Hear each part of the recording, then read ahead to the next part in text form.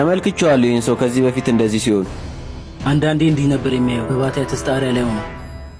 ያኔ ታውቆ ነበር አዳኒ ከስም ከኔ በፊት ነበር እሱ ሻምፒዮን ነው እሱ። እኛም ሻምፒዮኖች ነበርን ድሮ። ቆይ ስለ ሰውየው ያለ አስተያየት ምንድነው? ለዓላማው ግን የተቃጠለ ነው። ሐዘኑንም አቧራንም ተቃምሷል። አንተ እንኳን ሰዎችን ማሳመን ታውቅበታለህ።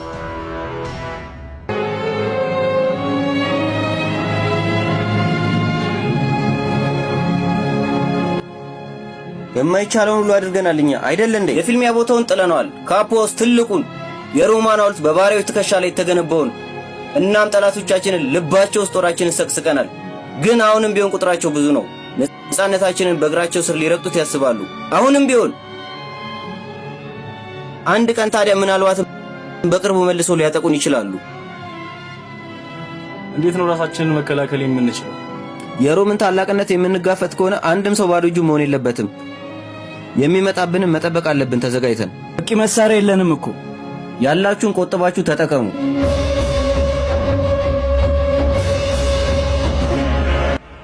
አሁን እረዳሃለሁ ሰው ሁሉ ለምን አደጋ ውስጥ እንደሚገባ። ስለ ኒቪያ የተናገርከውን ውሸት አረሳለህ። ይቅርታ እሺ ላደረግኩት ሁሉ። ድሮም አንተን ለማዝናናት መሞከር